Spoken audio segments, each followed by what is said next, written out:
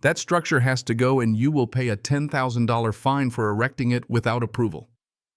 "Mr. Miller," she said, the voice cutting through the quiet morning like a blade. It was a mix of sugary sweetness and cold ironclad authority. I stood there on my porch, coffee growing cold in my hand, staring at the woman standing on my lawn like she owned it.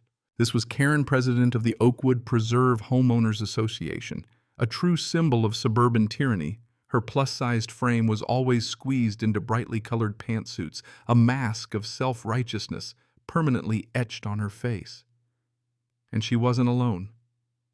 Standing with her were two cronies, Carol, a pinched-faced woman, and Bob, the big silent man I only knew by his name. Each of them clutched their clipboards like holy relics. They stood just beyond the ancient oak tree that marked the unofficial boundary of my land. A tree older than the state itself, its gnarled roots blissfully unaware of the HOA's meticulously manicured lawns just a few feet away. The structure she was taking issue with, my smokehouse. It was no cheap metal shed. It was a beautiful creation, a mix of fieldstone and cedar. A monument to my grandfather who had taught me the art of smoking meat. I had spent the past 3 months building it by hand, and now here they were trying to tear it down. Karen's eyes, however, didn't see a tribute to the past. She saw a violation, an unapproved structure that dared to exist without her signature on some form. "I'm sorry," I said, my voice calm, too calm a skill honed in 20 years of military service. "You're mistaken. You're on my property, and that smokehouse is on my property. It has nothing to do with you or the HOA. Karen let out a sharp laugh that was more of a squawk. A bird startled into flight. "Oh, Mr. Miller, your property is within the Oakwood Preserve community." "That makes it our business," she said, tapping her clipboard for effect. "Article 7, Section 4 of the Covenants clearly states that any outbuilding over 100 square feet requires approval from the Architectural Review Committee, which I chair. You never submitted a plan. You never paid the application fee. Therefore, you're in violation. A $10,000 fine. A number so absurd it was meant to shock, to make you capitulate without question." My jaw tightened. This wasn't just about a smokehouse. It was about principle. This land had been in my family since 1903. "Karen," I said, letting her name hang in the air, "my property is not part of your association. You have no authority here." Her face twisted into a cold fury. "We'll see what the county court says when we place a lien on your home for failure to pay," she hissed. "Remove it or we will." She turned on her heel, her cronies trailing behind her like obedient dogs as they marched back to their pristine sidewalks, leaving their threat hanging in the air like poison. I stood there, the cold coffee in my hand, my morning shattered. It had finally happened. After years of passive-aggressive notes about my grass and my trim, they had escalated. They thought they could bully me, but they didn't know who they were dealing with. They had no idea the kind of fight they had just picked. I didn't have time to get angry. I had something better, something Karen couldn't even comprehend.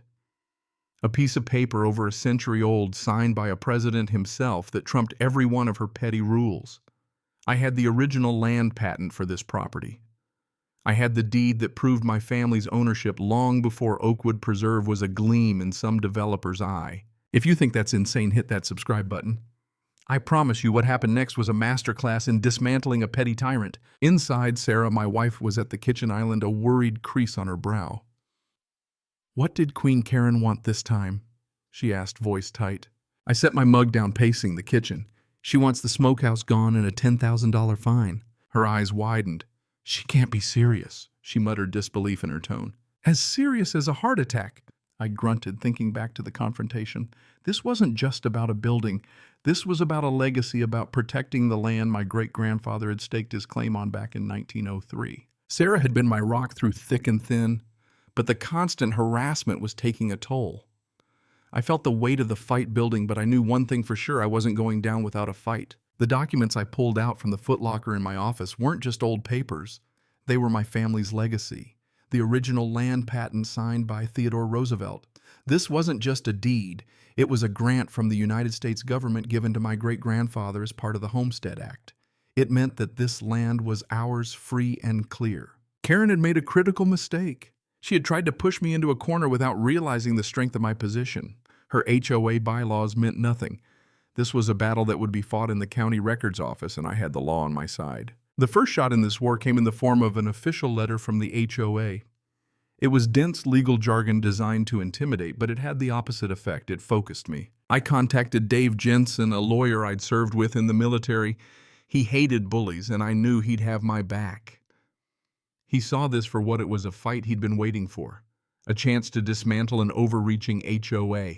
And dismantle it we did. From the moment I sent that first legal letter, it was game on. I wasn't just defending my property, I was taking the fight to them. Every letter, every complaint, every petty act of harassment was documented. I was building my case piece by piece. Each moment they escalated, they handed me more ammunition. It wasn't long before they made their biggest mistake. They filed a lien against my property. They crossed the legal Rubicon, and now it was my turn. We had them on slander of title. It was a simple case of them knowingly and maliciously clouding the title to my property with a fraudulent claim. I drafted the second letter sharp, precise, and deadly. It was a legal hammer, and I knew they wouldn't be able to ignore it. But Karen, blinded by her own ego, couldn't stop herself. She thought she was invincible. That was her fatal flaw. The discovery phase of the lawsuit uncovered even more corruption. Emails between board members, Karen's misuse of HOA funds for personal expenses, everything came to light. The truth was out there, and Karen's reign of terror was crumbling. When the community caught wind of what was happening, they rallied behind me. I wasn't just the angry neighbor anymore. I was a symbol of standing up against oppression, and the people had had enough.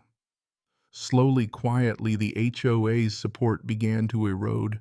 And then the final blow. The local news caught wind of the story. They ambushed Karen, and the footage of her unhinged rant went viral.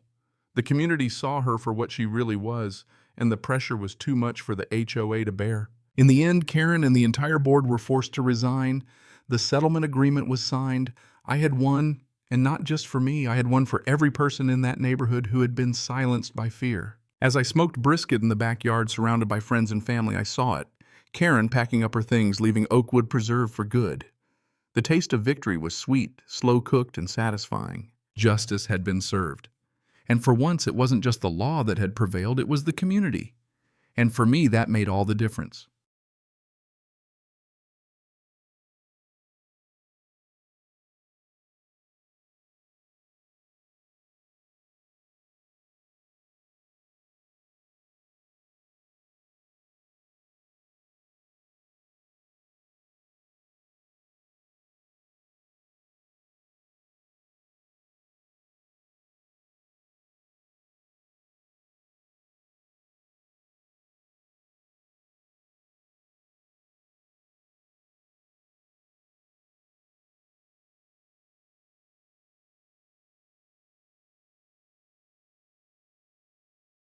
Cảm ơn các bạn đã xem video.